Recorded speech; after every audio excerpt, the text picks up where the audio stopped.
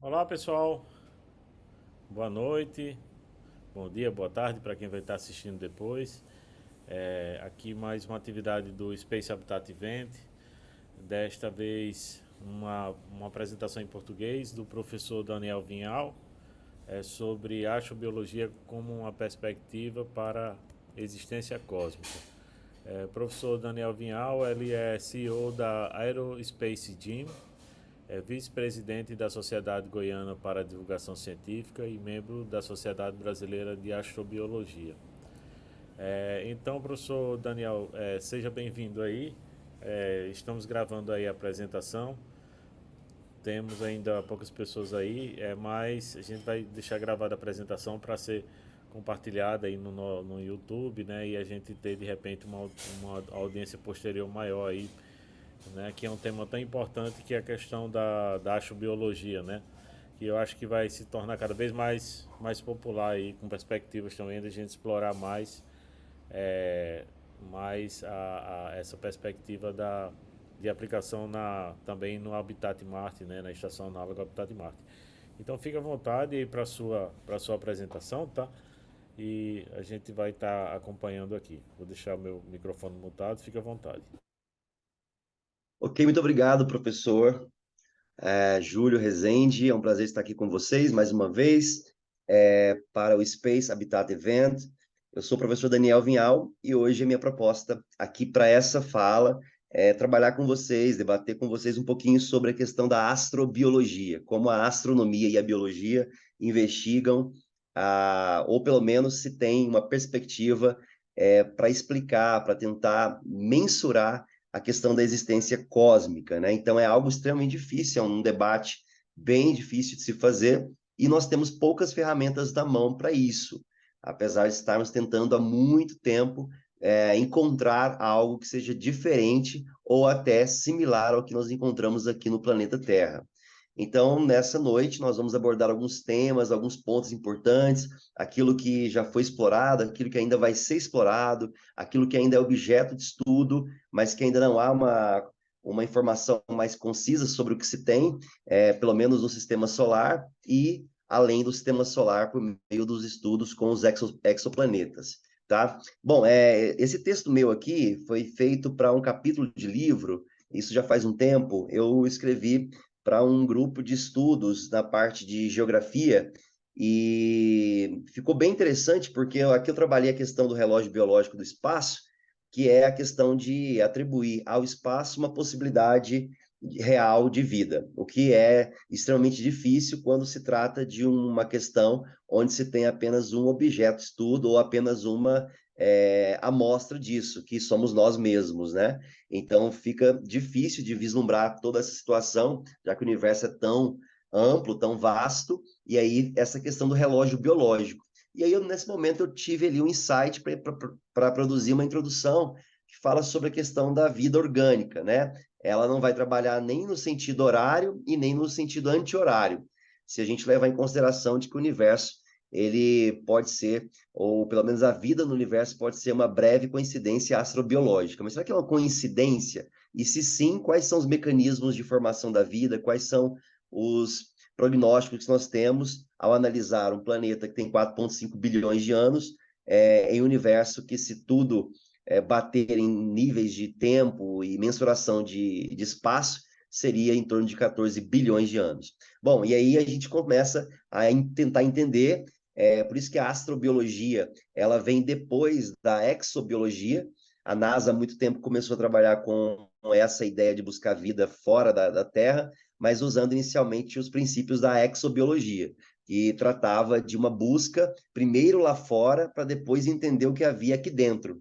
E a astrobiologia tem uma proposta contrária a essa proposta inicialmente da década de 60, 70 e 80, elaborada pela NASA, que é a astrobiologia, ou seja, entender primeiro os padrões, os níveis, a formação, a síntese da vida na Terra, para depois tentar usar como modelo essas particularidades da Terra, pelo menos no quesito vida, para tentar comparar, tentar verificar se a vida de fato pode ser também uma questão ou um fenômeno a ser estudado com maior rigidez, e, enfim, para que possamos, de fato, colocar esse assunto de maneira mais aberta. Então, pensando nisso, essa ciência, ela não é nova, tá? Ela não é nova, mas ela também precisa de outras áreas parceiras, ou áreas afins, que são áreas que trabalham juntamente com a astrobiologia, né? Como a geografia, a história, a matemática, a física, a química. Então, todas essas áreas, elas conseguem entregar para a astrobiologia dados e referências científicas de que na construção do conhecimento sobre o que há lá fora, possamos também definir a partir do que há lá fora sobre o que possivelmente aconteceu aqui na nosso planeta ou no nosso endereço cósmico, né? Então, a palavra astron, que é estrela, e bio, que é vida. E aí forma uma palavra aí, a astrobiologia, a vida a partir de uma estrela, já levando em consideração que a estrela consegue manter ou pelo menos realizar a manutenção de vida num planeta rochoso, como é o caso da Terra, né? Então, qual que é a origem dessa vida? Como que ela se origina? Como é que ela vai se perpetuar à medida que ela existe? Qual é o processo que desencadeia a evolução desse processo? Então, é uma verdadeira busca, uma verdadeira procura de vida extraterrestre, uma vez que a gente precisa melhorar nosso campo de observação. E isso tem sido feito por meio da exploração do espaço, pelas sondas, pelas missões espaciais, pelos satélites, né? Pelos rovers que estão em Marte, inclusive. Então, é tentar mesmo que você procurar uma agulha no palheiro. Como eu havia dito anteriormente, então, essa ciência, a astrobiologia, vai trabalhar com alguns campos de estudos principalmente ligados à geologia, paleontologia, microbiologia, química orgânica, ciências planetárias, cosmoquímica. Então, toda essa parte de cosmoquímica ou química pré-biótica também é muito importante para traçar um perfil bioquímico da origem e evolução da vida, engenharia, astronomia, biologia evolucionária, bioquímica, ciências de materiais, oceanografia, astrofísica e até filosofia. Então, são campos que permeiam o estudo da astrobiologia, dando condições, tentando oferecer condições, ou pelo menos um substrato mais firme, um substrato um pouco mais elaborado para inferir como que, de fato, a vida pode estar em algum lugar esperando por nós ou não também, né? E se ela se processa da mesma forma como nós a entendemos aqui na Terra, simplesmente baseada em elemento químico carbono. Bom, mas aí então tivemos que desenvolver alguns encontros e essa comissão que foi montada no ano de 1982 teve um objetivo, ou alguns objetivos principais, que é entender as formas, origens, evolução e a distribuição dessa vida. Então, essa conferência reuniu pessoas de vários países para tentar debater, entender se a vida e as moléculas, os átomos, se combinam de maneira parecida, similar também em outros mundos, trazendo aí essa possibilidade de haverem alguns planetas supostamente habitáveis. Né? Então, a própria mídia, a ciência e mais, os filmes de Hollywood também nos entregaram um material muito extenso para pensar sobre isso, para que, de maneira inicial, utilizando a ficção científica, possamos vislumbrar cientificamente como encontrar essas formas de vida, né? Então, em biologia se fala muito em formas de vida, porque aí nós temos vários tipos de organismos, vários filos, várias classes, ordens, gêneros, espécies, e a gente tenta entender se, de fato, há uma classificação biológica para seres extraterrestres. Então, é difícil mensurar tudo isso, ainda preciso demonstrar que o nosso objeto de estudo existe, então, além de ser difícil de procurar, de encontrar, tem que se provar que esse objeto de estudo, que é pelo menos uma molécula orgânica, ela esteja de fato metabolizando, ela esteja de fato sintetizando alguns tipos de componentes químicos que possam ser favoráveis à existência de vida em algum outro mundo. Bom, mas isso é uma especulação, né? Até então. Mas será que esse trabalho ele é meramente especulativo? Será que ele não vai avançar? Não vai partir de uma especulação para algo mais conciso, algo mais centrado em uma busca fiel dessa possibilidade de componentes orgânicos estarem metabolizando em outros mundos, sejam eles em satélites, sejam eles em planetas, em outras galáxias. E aí nós começamos a perguntar, mas o que é vida e como ela evolui? Ela parte para qual estágio? Quais são os estágios dessa vida, né? A via de regra se tem, obviamente, uma perspectiva de que ela começa de maneira simples e perpassa por vários estágios até atingir um nível de complexidade até ao ponto de também produzir inteligência, né? Vida inteligente. E aí, quando se pensa na escala universal, fica complicado imaginar, mensurar como é que seria a distribuição dessa vida inteligente ao redor das galáxias que recobrem a estrutura e a composição do nosso universo. Então, são perguntas muito complexas, são perguntas muito objetivas, né? O que é vida? Como ela evolui? Como é que ela se processa?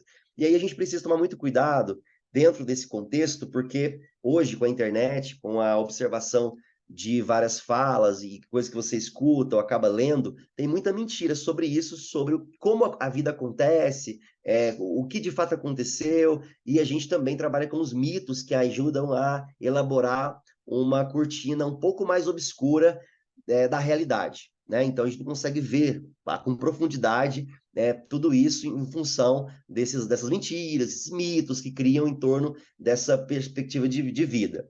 Algo que é absolutamente natural, né? Cada um tem aí uma forma de enxergar a vida, a própria vida e o ambiente, o planeta que vive. Então isso acaba determinando um padrão de perspectiva diferente para cada pessoa sobre o que ela consegue entender sobre a sua própria vida e o seu papel enquanto ser vivo na Terra. As hipóteses nesse gráfico aqui, elas são mais valiosas, porque pela hipótese e utilizando a metodologia científica, se chega a um lugar muito mais precioso, um lugar muito mais rico em propostas que possam levar a uma explicação mais plausível.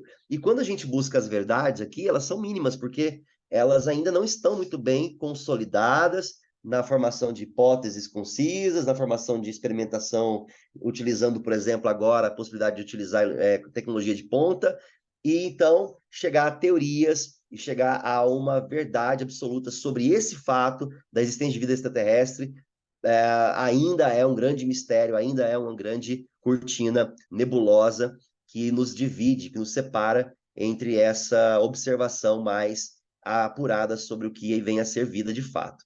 Tudo bem, mas aí o que é importante a gente analisar é que existem algumas questões também que têm que ser levadas em considerações, né? Então, por exemplo, não há nenhuma prova da existência da vida fora da Terra. Não há nenhuma prova. Então, prova é algo muito sério, né? Então, nós temos aí vestígios, temos evidências, temos combinações, sobretudo na parte de bioquímica, que podem levar a uma observação, que é o caso de Marte, por exemplo. Marte, se você começar a trabalhar com a ideia bioquímica de Marte, tem muita evidência ali, tem muita coisa ali que reverbera para que demonstre que, de fato, esse objeto de estudo, que é a vida, pode sim ter tido um momento, ter tido uma escala de tempo de existência em Marte, que hoje a gente não consegue mensurar, dada as distâncias e dada também a questão temporal que divide um pouco essa nossa percepção. Mas também não há nenhuma prova de que ela não exista, tá? Então não dá para provar também que não existe, não dá para eu falar categoricamente que não, né? Tudo é muito distante, tudo é muito vasto, tudo é muito implacavelmente difícil de se chegar, dadas as distâncias, e claro, teríamos que vencer algumas barreiras, onde uma dessas barreiras é dominar, inclusive, a velocidade da luz. E aí essa frase aqui eu gostaria de falar com muita veemência, porque ela tem uma pegada interessante do nosso saudoso astrônomo Carl Sagan, e ele coloca aqui, ó, a ausência de evidência não significa evidência de ausência. Então, muito cuidado com essa questão de você, de repente, descartar qualquer evidência, porque ela pode ser útil para o trabalho do astrobiólogo, sob a luz, sob a tutela de outras áreas que possam iluminar esse conhecimento tão problemático que é a perspectiva sobre o que é a vida e onde ela pode estar nesse universo. Então, tem um problema aqui para resolver. Esse problema seria como pesquisar um assunto sobre o qual só possuímos um único exemplo, que somos nós. É a Terra, um planeta rochoso que está em um dos braços da Via Láctea, né? Como fazer isso? Como conhecer o nosso quintal cósmico e como resgatar todo esse conhecimento a partir de seres tão pequenos dos quais nós somos.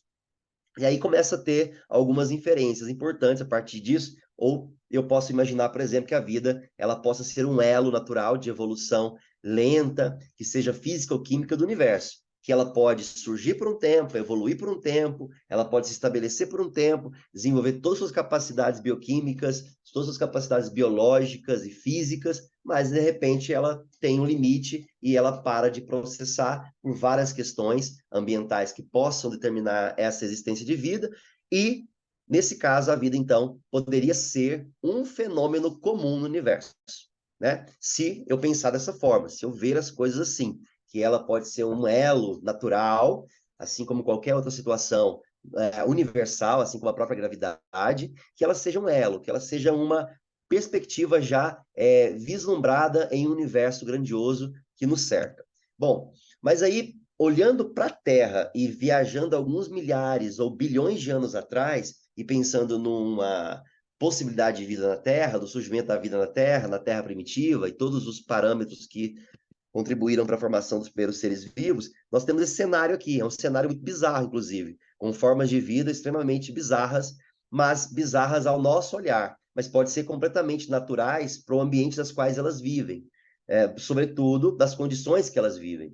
Por isso, quando nós olhamos para o planeta mais possível de visitação, que é Marte, a gente tenta entender e enxergar lá em Marte aquilo que pode ser uma resposta metabólica, uma resposta favorável para a manutenção das cadeias carbônicas das quais nós somos feitos. Então, isso é muito interessante como isso vai se processando e vai mexendo com a nossa cabeça, né?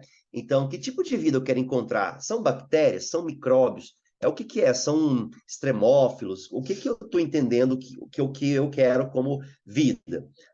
São seres um pouco mais evoluídos, mais diretamente mais bem adaptados? Será que dá para inferir nesses mundos também uma questão de seletividade natural, seleção natural? Como é que isso acontece? E aí a gente precisa voltar um pouquinho nas nossas bases químicas e entender o surgimento dos protobiontes, dos procariontes, os primeiros organismos unicelulares, que em meio aquoso podem ter feito algum tipo de compensação estrutural, energética, bioquímica, na formação dos primeiros polímeros, na formação de alguns componentes químicos para a formação de proteínas por meio de ligações peptídicas que possam desencadear ou formar possíveis membranas plasmáticas e depois, num outro momento, moléculas de DNA, RNA, sínteses proteicas com um leque maior de proteínas. Então, mas em que condições? Né? Quais eram os gases dominantes nessa época? O que a Terra primitiva oferecia para essa proposta de vida? Então, ela oferecia raios X ou raios gama, uma quantidade de raios ultravioleta muito grande, vulcanismo intenso, vulcões entrando em erupção, uma terra difícil e perigosa, onde o metano era o principal componente atmosférico naquele momento, né? Juntamente com amônia, vapor de água e outros compostos que poderiam ter trazido essa possibilidade de vida por meio de uma combinação. E aí nós temos que falar um pouquinho de aminoácidos, já que estamos falando de proteína, né? Eles são os monômeros, as bases desses tijolinhos da vida, que vão formar, então, os nucleotídeos. E aí, o DNA, que é uma molécula comum a todos os seres vivos, pelo menos aqui neste planeta. Ainda que seja um vírus, ele também tem a constituição feita por ácido desoxirribonucleico, que é o DNA. Então, por meio dessa trinca que a gente chama a base nitrogenada, açúcares e fosfatos, numa escala de tempo imensurável, gigante aí no meio disso tudo, toda essa construção, essa modificação, essas reações químicas que foram primordiais e fundamentais para a construção da vida. Então, você consegue ver que o próprio DNA, uma vez formado, naturalmente, pela própria quebra, né, ali, ele consegue se replicar.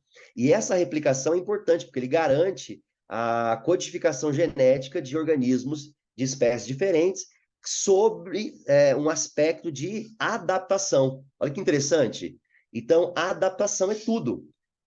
Em evolução, pelo menos, organismos mais bem adaptados, organismos que reagem bem às pressões do meio, eles interagem melhor, eles respondem melhor, eles permitem que hajam mais situações mutacionais e, portanto, replicam, e nesse caso, também por deriva genética, eles vão derivando e formando novas combinações genéticas. Então é interessante como a vida ela é complexa, há uma complexidade aqui. Nós estamos falando de algo que fala de nós mesmos, mas também da procura incessante dessa vida em algum mundo por aqui, seja uma lua, um satélite, seja um planeta, seja aqui dentro da Via Láctea ou fora dela, ou mesmo escondido em um exoplaneta a milhares e milhares e milhares de quilômetros daqui. E aí foi possível desenvolver alguns testes laboratoriais com matéria orgânica até você conseguir formular matéria orgânica a partir da inorgânica, quando Stanley Miller começou a desenvolver alguns dos seus simuladores químicos, a possibilidade de misturar ali H2, carbono, amônia, metano, água, e deixou essa sopa primitiva, deixou essa correspondência primitiva borbulhar e, a partir disso, desencadear, por meio desse condensador central aqui, que é possível ver aqui no meio, a formação de componentes que podem, vamos lá, podem ter sido os primeiros tipos químicos da formação da vida. Então, você tem proteína, açúcar, aminoácido, nucleotídeo, biopolímero, mas aqui ainda é muito impreciso, né? Eu consigo, de repente, extrair da matéria inorgânica componentes por meio de reações químicas que possam ser orgânicos. Mas e aí? É só isso que eu preciso? A minha receita está pronta para desenvolver algo a mais? Bom, então nós precisamos avançar nesse conhecimento. E o Miller começa a fazer isso. Então, dentro da proposta de que nós vivemos na Terra, ele imaginou uma atmosfera circundante, e essa atmosfera circundante teria alguns gases atmosféricos que, justamente esses gases, manteriam as combinações químicas que a Terra precisaria para a manutenção desses primeiros compostos orgânicos. Tá? Então, é uma busca ainda muito precoce para explicar a origem da vida. Mas quando a gente fala nas possibilidades ou formas de vida, os vírus eles se encaixam também nessa perspectiva, gerando uma dúvida entre a comunidade científica e não científica e também entre os biólogos, para definir se o vírus é um ser vivo ou não, levando em consideração que é uma cápsula feita de proteína e material genético,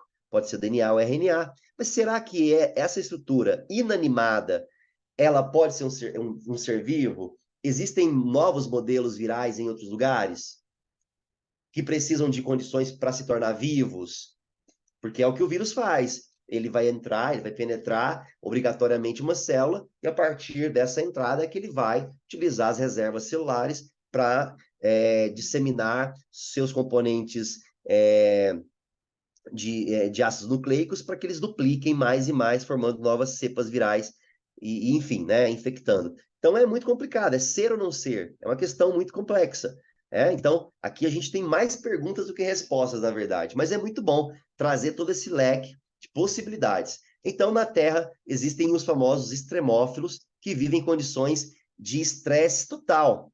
Mas espera aí, estresse para quem? Para você? Para a espécie X ou para a espécie Y? Porque a espécie Y vive muito bem em regiões salinas, regiões secas, regiões escuras, com pouca ou nenhuma luz, regiões ácidas, regiões cada vez mais tomadas por uma situação de estresse hídrico, estresse energético, estresse metabólico, e elas conseguem realizar a manutenção de seus corpos, suas células e das suas funções bioquímicas. Então, é uma proposta. Por que então outros mundos não poderiam abrigar esses seres, não é mesmo?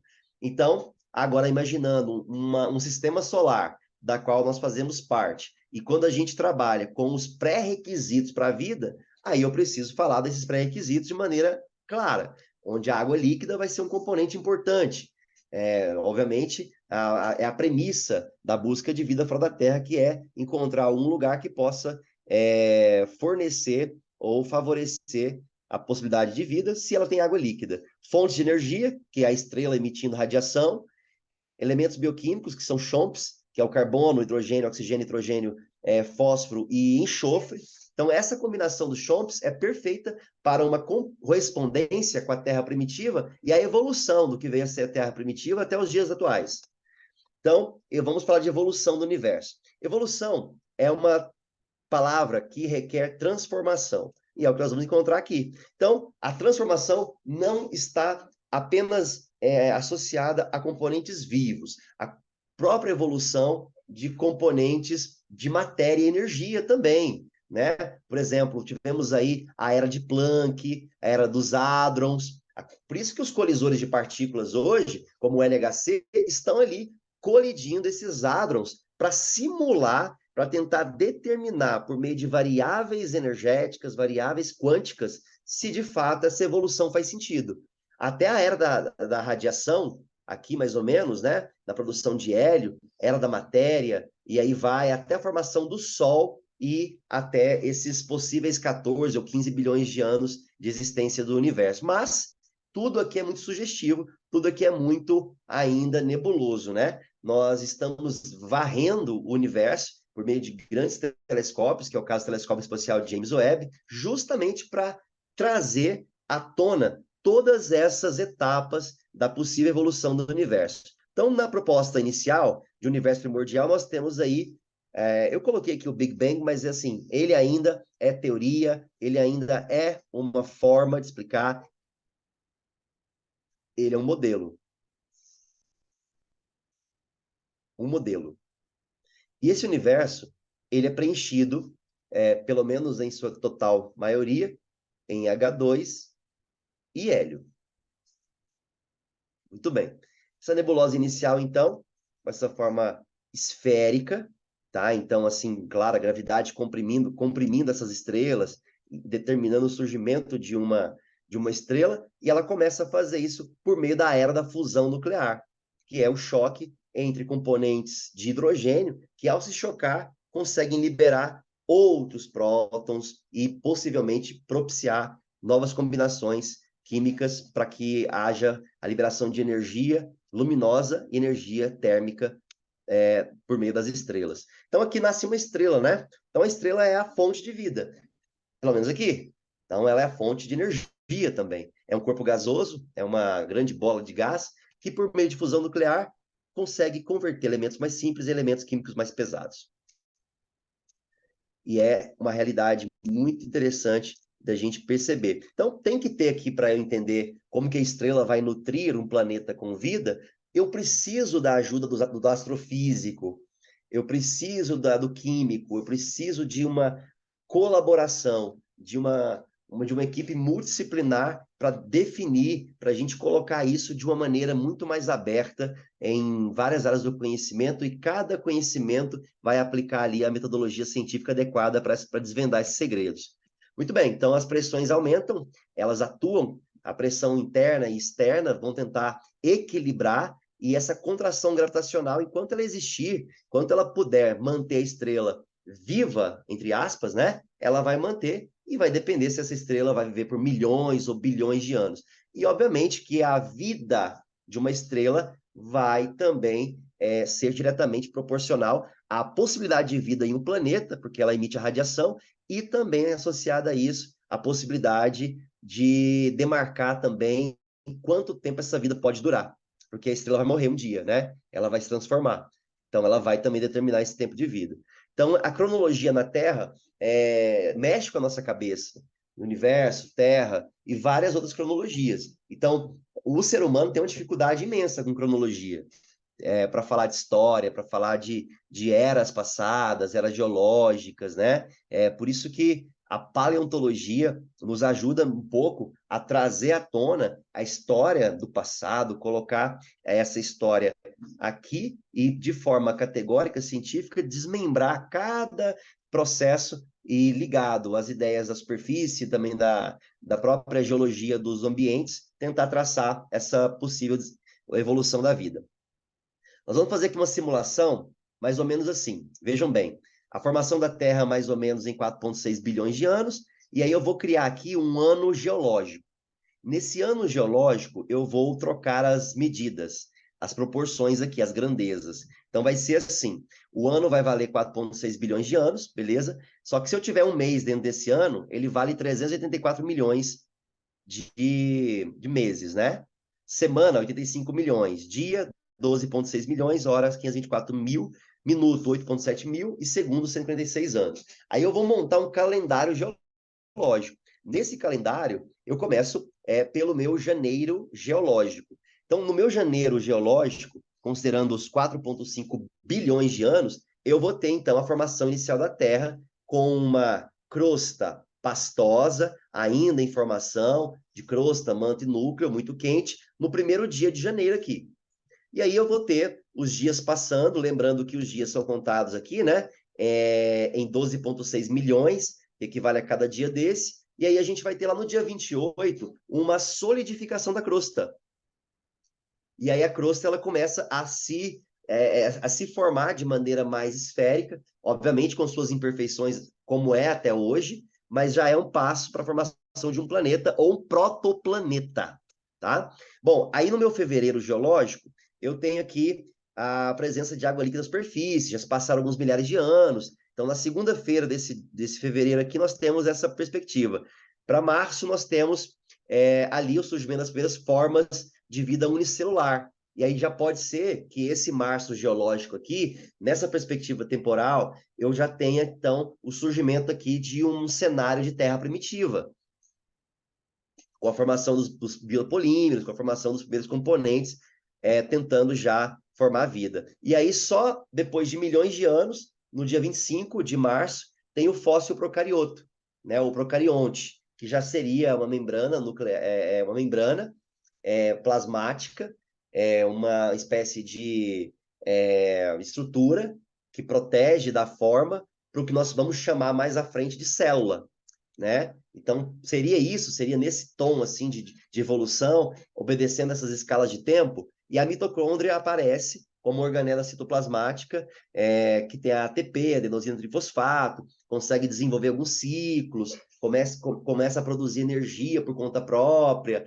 ou pelo menos baseada no tipo de componente químico que está sendo oferecido para o metabolismo de alguns organismos, para que ele consiga desenvolver também as condições necessárias para o funcionamento da mitocôndria. Então, é um caminho longo, né? É um ano geológico longo.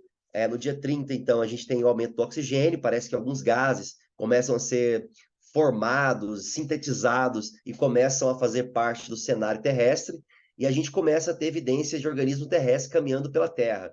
E aí, nesse calendário, a gente vai tendo vários fins até a gente descobrir fósseis terrestres antigos, e a gente vai fechando aqui com a Terra já bem diferente, com a atmosfera um pouco mais tranquila para vários tipos de espécies que já habitam a Terra, a chegada dos insetos, vertebrados, peixes, plantas. Então, foi uma grande disseminação de vida, né? Foi um boom, na verdade. Foi uma verdadeira explosão de vida, justamente por conta de algumas eras permitirem essa combinação de ambiente e vida, que obviamente, se eu falar de ambiente e vida, estou falando de adaptabilidade, que é algo importante nessas condições que nós estamos observando.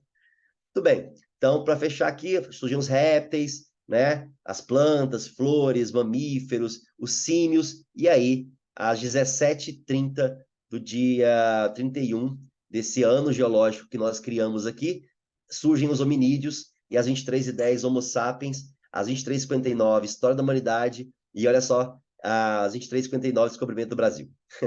Então, um longo caminho simulativo, né? Ele claro, ele também tem uma leve pitada de questões que são meramente sugestivas, especulativas, mas é uma abordagem, uma simulação, não é mesmo? Bom, e outros mundos habitados? Aí outros mundos habitados. Então, antes de falar de outros mundos habitados, eu preciso conhecer a palavra habitabilidade. O que é habitar? Habitar de Marte. Então, quer dizer que eu estou provocando uma situação que tem, obviamente, um componente habitacional similar a Marte dentro de um estado brasileiro para simulações marcianas. Então, a gente também simula aqui na Terra o que pode acontecer lá fora. Por isso que a astrobiologia vai primeiro buscar aqui dentro a resposta que pode estar lá fora, né? E vice-versa também. que eu não posso excluir o fato das explorações espaciais estarem a 1.000 por hora, buscando sempre recursos e possibilidades. Então, nós temos aqui a matéria, a energia, as leis da física, que são universais, o universo observado em grande escala. Então, será que ele está expandindo mesmo? A constante de Hubble, ela é realmente muito interessante para explicar esse componente expansivo, né, o princípio antrópico, a existência do homem, como é que o homem enxerga o universo. Então, por isso que eu falei que um dos campos que também ajudam os astrobiólogos é o campo da filosofia, muito importante também. E aí, nesses mundos possíveis, nessas galáxias possíveis, e considerando que a nossa galáxia, de pelo menos onde o Sol está até o centro, dá mais ou menos 30 mil anos-luz, né? Então, assim, vai demorar para a gente se aproximar do centro? Vai muito, né? Mas estamos girando juntamente com o Sol ao redor dessa galáxia. Então, somos muito pequenos, nós somos grandes viajantes, estamos viajando agora ao redor da galáxia, sendo puxado pelo Sol para esse passeio cósmico, e isso nos torna especiais, nos torna talvez únicos nesse endereço cósmico, e não queremos ser tão únicos assim, queremos palpar outras possibilidades, outros companheiros. E aí, quando eu começo a falar de vida no sistema solar, eu tenho que olhar para os meus candidatos. Eu preciso olhar para os candidatos mais propícios. Quando eu olho para Vênus, é problema. Quando eu olho para Marte, também é problema.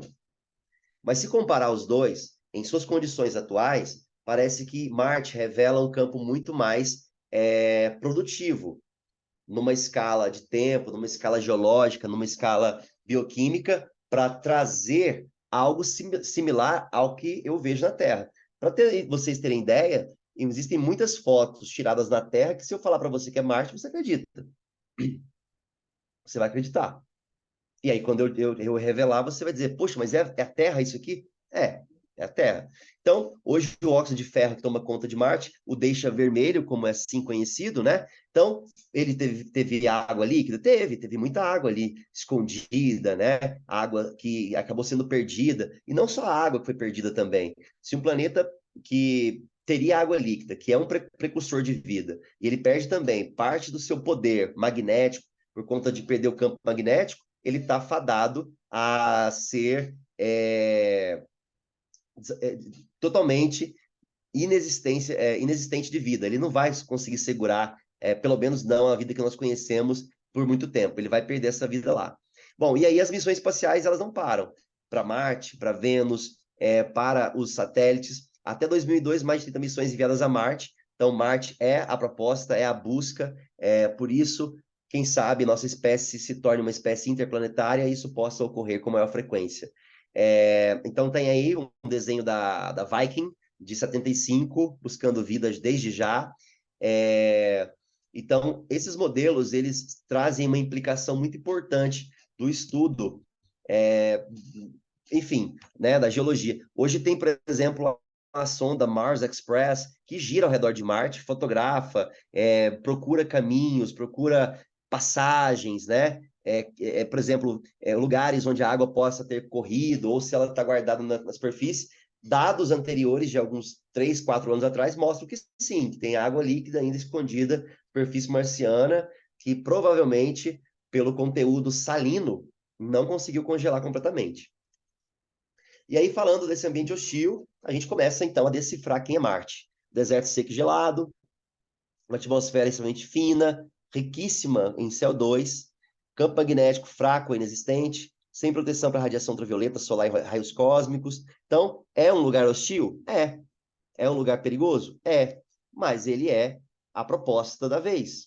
Ele é o nosso, talvez não a princípio, mas daqui a um tempo, uma segunda casa, talvez. Obviamente, deixar bem claro que não é imaginar ou inferir que a Terra possa ser descartável. Ok, pessoal? Muito bem, então tem aí os cânions e vales. Então, esse é um cenário possível para Marte, né? Rocha e água passando entre as rochas, como nós acompanhamos aqui na Terra.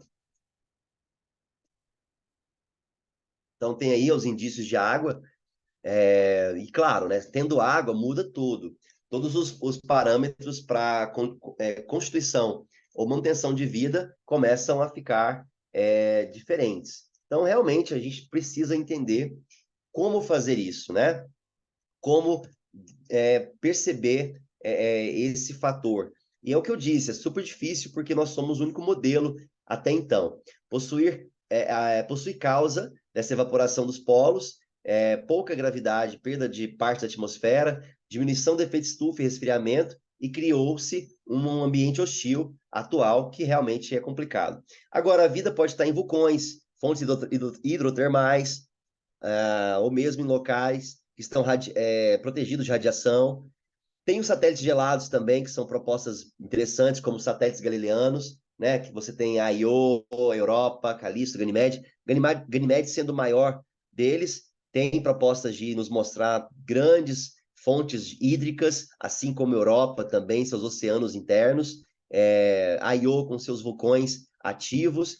E é isso, é procurar nesses satélites gelados a proposta. Bom, ele é um satélite gelado que tem uma capa de gelo, mas pode ser que ele tenha uma fonte hidrotermal inesgotável de calor internamente. E aí essa fonte hidrotermal é fundamental, porque aí essa energia térmica ela pode sim segurar e ela pode ser a grande força propulsora de vida, que é uma sugestão, que é uma proposta, né? Então, olha aqui. Então, nós temos as capas de gelo, a cobertura de gelo que percorre, que recobre esses satélites galileanos aí. Então, a cada vez mais a gente consegue vislumbrar melhor essa possibilidade. A sonda Juno, presente em Júpiter, traz muito desse material rico para a gente, para que a gente consiga, então, não somente por exemplo, sobrevoar Júpiter, mas também fazer algumas interposições em seus satélites. Então tá aí um pouco de Europa, né, que é um manancial de água, provavelmente tem mais águas ali, ou mais água ali do que todos os oceanos da Terra. Então é uma busca incessante. Titã também, com seus lagos metanosos, muito promissor para a astrobiologia, é um mundo também tenebroso, né? Titã, que é um satélite saturniano. Então, assim, aqui pode estar guardado alguns segredos de formação de metano com ou sem a participação de micro-organismos, tá? E aí é isso, a Terra primordial, mais uma vez sendo bombardeada por corpos celestes, como meteoros, meteoritos, e esse bombardeamento pode ter sido importante. Eu não vou atribuir a origem da vida a esses eventos, mas eu posso determinar que esses eventos da queda de componentes espaciais da Terra podem ter sido, sim, nascedouros químicos de uma formação terrestre que nós temos hoje. Compostos orgânicos, então, precipitação de compostos, né? Se pudéssemos escavar a Lua Titã, nunca mais nos preocuparíamos com petróleo. De certa forma, né? Então é isso, é buscar fontes energéticas em outros mundos. A Lua é uma proposta muito interessante também para reserva energética, para busca de componentes ou recursos que possam alimentar o sistema energético do planeta. Tá, muito bem. Então a Cassini, famosa Cassini, trabalho impressionante nas plumas de Saturno, trabalho de mais de 20 anos, acabou dando um salto mortal dentro do planeta, mas ela conseguiu gerar vários e vários teras de informação que até hoje estão sendo revisitadas e analisadas. É isso, é produzir prova, né? É produzir vestígios a partir de simulações, modelos, para que a gente consiga nos aproximar um pouco mais dessa perspectiva. A panspermia, que até hoje é ensinada no ensino médio também, ela responsabiliza o espaço por ter trazido a vida. Eu acho que não é bem assim, não dá para responsabilizar única e simplesmente a panspermia pela origem da vida. Talvez ela trouxe, sim, uma combinação química diferenciada, que é o que a gente vai encontrando nas atuais missões, né? Quando a gente toca, por exemplo, alguns asteroides e pesquisa profundamente a cauda de cometas ou mesmo de meteoros, dá para ver que tem uma química guardada ali que é especial. Mas ela pode se combinar de várias maneiras, não necessariamente ter sido o elo principal, o start inicial para a vida na Terra, tá? E aí o futuro vai nos dizer o que nós vamos encontrar. A sonda Juno, muito bem posicionada, desenvolvendo sua pesquisa, fazendo rasantes impressionantes das plumas de Júpiter. A New Horizons, que chegou há um certo tempo em Plutão, Aí Plutão tem sido cada vez mais explorado por essa sonda e também tem sido revelador o conteúdo planetário que Plutão tem apresentado. Satélites naturais também vão ser visitados largamente nesta década e nas próximas. Mars 2020, que é o Perseverance, que está lá, o rover Perseverance em Marte, na cratera Jezero, e a missão TESS, que é a busca de exoplanetas, né? A missão TESS é uma espécie de missão que substituiu o telescópio espacial Kepler, tá? Então, a proposta dessa missão é buscar exoplanetas. E ainda falando de luas, veja que interessante, né? Esse futuro distante ou próximo, em se tratando de universo, não sabe se o futuro está distante ou está próximo, né? Então, a NASA tem tentado verificar esses satélites por meio das luas de Júpiter e buscando oceanos e também composição química de uma espécie de oceano vulcânico, lava, enfim, magma, placas de gelo e água sob temperaturas altas para verificar se essas combinações podem resultar também por fontes orgânicas. Mas o que é um exoplaneta mesmo, né? É um exoplaneta. Então ele está fora do sistema solar, ele está extrasolar e ele pode ser detectado pelas nossas tecnologias atuais e ele pode nos ajudar a entender também a formação de outros sistemas solares e também se há planetas rochosos, gasosos, ou mesmo planetas que são planetas irmãos, ou planetas primos ao planeta Terra. Aí você tem esse gráfico, né, esse infográfico bem legal aí, da descoberta de vários e vários e vários planetas, entre eles rochosos e gasosos, que são exoplanetas, e ali embaixo o sistema solar, mostrando que é apenas mais um nessa grande dimensão, nessa grande arena cósmica.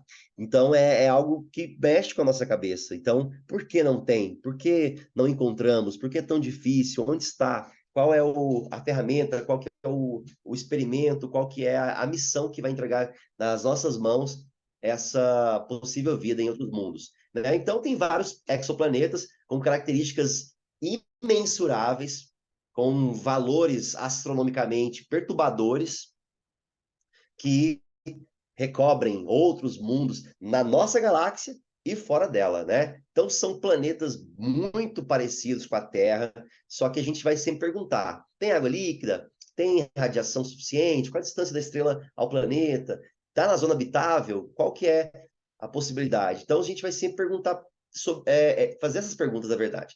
E aí, uma das técnicas utilizadas pelos cientistas é o trânsito planetário. Veja bem que aqui o gráfico é bem claro. Olha só, enquanto os planetas passam na frente da estrela em tempos diferentes, quando o planeta atinge o centro da estrela, ou pelo menos está passando pela estrela, o brilho da estrela cai repentinamente, ó. E depois volta a brilhar de novo, depois cai um pouquinho e continua. Essa prova ou essa evidência do trânsito planetário nos ajuda a perceber e dá para saber quantos planetas estão ali e se eles têm uma definição, uma estruturação rochosa, gasosa, o tamanho, o diâmetro desses planetas. Então é muito interessante como essas novas técnicas, eu não preciso estar lá do lado do planeta, eu apenas observo ele a longa distância e ali eu consigo fechar e entender o que é. Agora, o que é difícil é eu conseguir enxergar se tem água líquida, se vai ter realmente mecanismos de sustentação da vida. Aí isso é um outro plano, né? Eu preciso trabalhar com outro plano, porque inicialmente eu preciso primeiro conhecer essa estrela, conhecer os planetas que estão orbitando essa estrela, quantos são, quais podem estar na zona habitável ou não também, quais fazem parte de uma sistemática adaptável para a vida. Então é muito complexo, mas é um bom passo para entender isso. Por exemplo, Kepler 1861 aí, ó, é um planeta rochoso primo da Terra, que tem dimensões parecidas. E aí, não só ele, temos vários aí outros planetas que podem ser também parecidos até com Júpiter, por exemplo. Grandes planetas gasosos que têm tamanhos superiores ao de Júpiter, tamanhos superiores ao de Saturno, que trazem para a gente uma certa curiosidade, né? No sentido de não é possível que esses planetas não possam guardar algo bioquímico ligado à obtenção de moléculas de vida, ou orgânicas. Não vou nem falar assim que são as próprias moléculas, mas pelo menos as combinações, né? E se essa vida ali, ela realmente é desenvolvida a partir das combinações de cadeias carbônicas. Aqui, mais uma vez, o trânsito planetário, ó. Olha lá o planeta passando ao redor da estrela, orbitando a estrela, e a gente vai gerar um gráfico aqui que dá para perceber, olha só aqui, aqui embaixo que legal, ó, eu consigo ver que gases essa atmosfera planetária tem, ou esse sistema planetário oferece. E aí isso é bom, porque aí esse estudo químico vai me fazer utilizar parâmetros e comparações para que eu consiga avançar na minha pesquisa. Há muito tempo atrás, existia um plano, uma missão que envolvia o Stephen Hawking, falecido já há uns 3 anos, né? 4 anos, por aí. Então, ele estava dando suporte, inclusive para, olha só para quem? Para o Mark Zuckerberg, do Facebook, para criar uma missão que pudesse levar uma sonda por meio de lasers para regiões próximas à estrela Alpha Centauri, né? Ali tem uma configuração de céu, então, por exemplo, dá para ver aqui o Cruzeiro do Sul, aqui nessa disposição celeste, e mais aqui para a esquerda temos aqui Alpha Centauri, que está a 4,3 anos-luz daqui, né? Então, parece pouco, mas é muito distante, que dá uma distância em milhões de quilômetros. Então, foi possível, até onde nós conhecemos, entender um pouco da proposta do Stephen Hawking, entrar com a parte de conhecimento científico e também com os patrocínios financeiros do Mark Zuckerberg para fazer essa missão. Mas essa missão ela está meio parada, até porque tivemos aí a perda do Stephen Hawking, e aí isso complicou um pouquinho. Então, eles acabaram descobrindo, cientistas, um planeta que é o próxima Bzinho, que você tem a próxima A e a próxima B, que é a estrela. Então, essa próxima B, estrela, ela tem o planeta próxima B, planetinha próxima B, ele é rochoso e ele tem algumas similaridades com a Terra, inclusive no período orbital e tudo mais, é rochoso, e aí poderia ser um bom candidato, que não está tão distante assim, e poderia ser mais uma ferramenta para esse estudo, né? Então, a partir desse desenvolvimento, dessas ondas, pesquisas e telescópios espalhados no mundo, a gente vai trazendo um pouco dessa carga de conhecimento e vai juntando as peças de um quebra-cabeça cósmico para explicar a vida. Então, falar é muito fácil, explicar a vida, né? Não é tão simples assim. Demanda tempo para essas descobertas ficarem mais concisas. E aí também, aí está o próximo B, o tamanho dele corresponde a 1,3 terras, ele está a uma distância específica aqui de nós, e parece que ele foi deixado de lado aí. Tem que dar uma olhada para ver como é que está essa pesquisa em torno desse planeta, já que ele é um candidato aí próximo para trazer vida para a gente. Então, é claro que aqui é uma imagem artística do planeta, né? Precisamos avançar um pouco mais nessa missão. E o que eu posso dizer sobre as condições para você inferir vida, ou pelo menos conjecturar tais situações? Proximidade da estrela primordial. Qual que é a distância do planeta à estrela? É uma distância boa? É uma distância favorável? Ela favorece a radiação? Ou a radiação que está chegando não favorece? É muito quente, é muito próximo, é muito gelado, é muito frio? Não há água em estado líquido? Nível de radiação? Água no estado líquido, superfície terrestre? Então, quais são os componentes aqui que eu posso enumerar para que eu consiga, então, ter um estudo mais aproximado, né? E aqui está, ó, uma representação de como seriam esses lasers. Eles seriam lançados para a sonda e a sonda seria empurrada até o planeta próximo B para que ele pudesse fazer essa observação, né? Então, aqui é mais uma tentativa do pensamento, né, humano na busca de respostas para questões fundamentais. E aí, para encerrar, deixar aqui para vocês uma imagem icônica. Essa imagem foi tirada pela sonda Voyager 1. Ela estava a 6,4 bilhões de quilômetros da Terra, saindo das regiões de Saturno, que foi quando o Carl Sagan pediu para que os controladores apontassem a câmera da sonda para a Terra, que é só esse pontinho aí. E aí ele criou o texto pálido ponto azul. E aí esse ponto somos nós, sendo cortados por um raio de luz, passando por nós. Então, A frase que fica também é: a Terra é um palco muito pequeno em uma imensa arena cósmica. E o que eu sempre peço a todos vocês: vamos observar o céu, vamos nos conectar novamente, vamos nos reconectar com a estrutura celeste que está sobre nossas cabeças e entender, ou tentar entender como a vida se processa aqui, fora daqui, ou se de fato ela é um evento único e exclusivo da Terra. Muito obrigado e boa noite a todos.